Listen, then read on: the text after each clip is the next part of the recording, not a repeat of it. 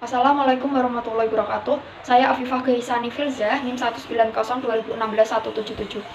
Di sini saya akan membaca tentang kitab Bidayatul Mujtahid, tentunya pada bab nikah mut'ah. Langsung saja, a'udzubillahi minasyaitonirrajim. Bismillahirrahmanirrahim. Amma nikahul mut'ah fa innahu wa in tawataratil ahbar an Rasulullah sallallahu alaihi wasallam ila annaha talafat fil waqtil ladzi waqa'a fihi tahrim.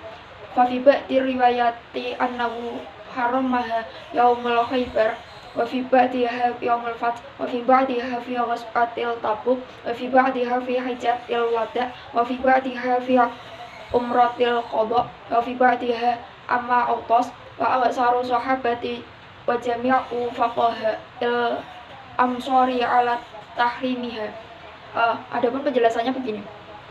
Adapun masalah tentang nikah mut'ah, meskipun terdapat hadis-hadis mutawatir dari Rasulullah SAW yang menjelaskan tentang keharamannya, hanya saja diperselisihkan mengenai waktu terjadinya keharaman tersebut.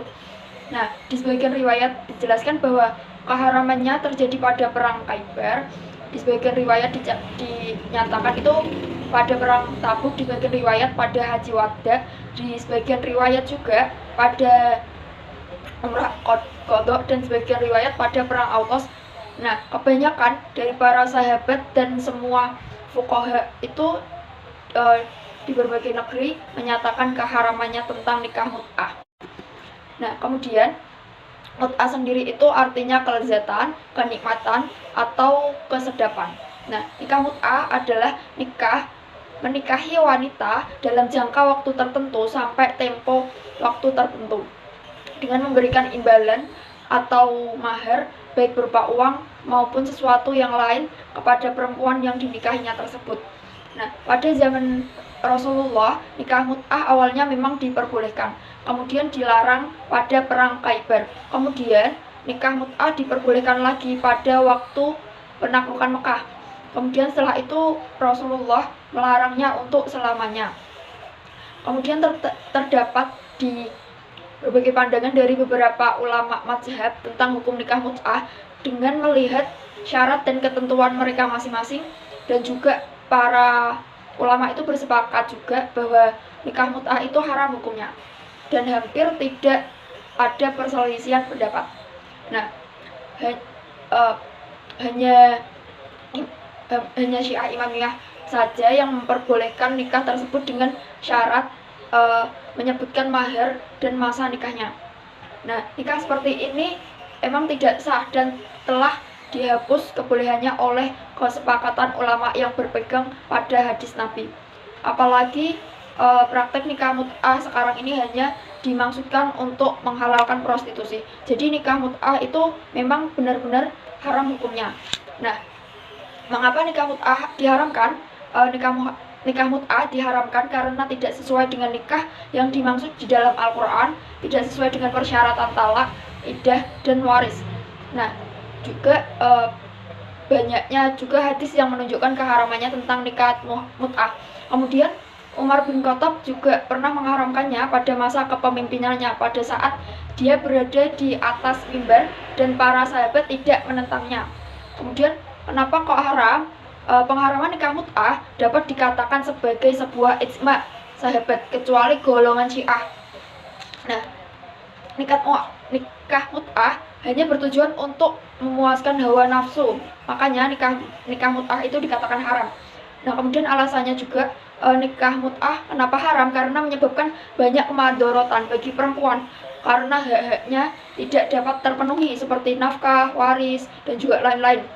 Nah, kemudian di sini saya akan mencontohkan suatu kasus yang itu berhubungan dengan nikah mut'ah.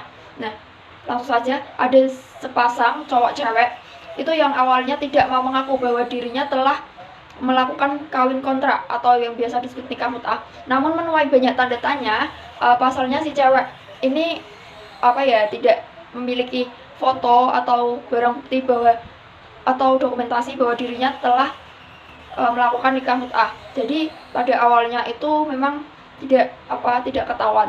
Tapi usut punya usut, setelah didesak si cewek mengaku bahwa dirinya telah melakukan kawin kontrak dengan si cowok tersebut. dengan tidak ada penghulu, saksi maupun wali sama sekali. Jadi nikah tersebut itu dilakukan hanya kedua pihak saja, antara cowok dan cewek, dan mereka itu melakukan kesepakatan, mereka menyepakati batas atau kurun waktu yang telah mereka tentukan. Nah, si cewek tersebut itu kala itu pernikahannya dilakukan darurat.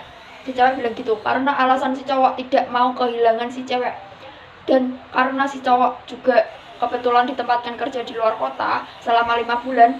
Awalnya ini si cewek posisinya juga waktu itu diajak kawin kontrak ini, awalnya si cewek tidak tahu apa-apa. Si cewek juga mau-mau aja, namun si cewek maunya cuma 1 tahun saja, tidak mau lebih. Dan pada akhirnya mereka itu si cewek sama si cowok ini membuat kesepakatan, ya kayak semacam pernikahan gitu, tapi tidak ada penghulu, wali maupun saksi. Hanya kesepakatan berdua saja, dan mereka bersepakat nikah itu berlaku selama 1 tahun saja. Dan juga si cowok itu memberikan uang 30 juta sebagai mahar, kayak semacam mahar gitu. Dan biasanya kalau dalam Islam proses seperti ini tuh disebut nikah mut'ah. Nah, setelah 1 tahun berlalu, maka pernikahan tersebut tidak berlaku dengan sendirinya karena sudah kurun waktunya tuh udah habis.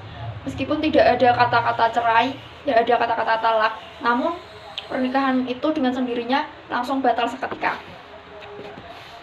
Nah, meskipun nikah mut'ah atau kawin kontrak merupakan hal yang sudah jelas diatur keharamannya dalam Islam, akan tetapi pada prakteknya masih banyak yang melakukan nikah mut'ah. Di Indonesia sendiri banyak praktek nikah mut'ah banyak terjadi, terutama itu di daerah puncak, dan bahkan hal itu dilakukan oleh warga negara asing. Nah, untuk menanggulangi hal seperti ini, emang yang pertama itu dari kesadaran manusia sendiri bahwa dirinya menyadar bahwa nikah mut'ah itu haram hukumnya. Nah, menurut saya pribadi bisa juga dengan cara tegas, pemerintah bisa membuat semacam undang-undang larangan nikah mut'ah atau kawin kontrak, atau bisa juga dengan cara mengenai denda yang nominalnya itu sangat besar sehingga tidak dapat terjangkau oleh warga. Bisa juga dengan cara lain yang membuat warga tersebut menjadi jerah. Mungkin cukup itu pemaparan dari saya, kurang lebihnya mohon maaf. Wassalamualaikum warahmatullahi wabarakatuh.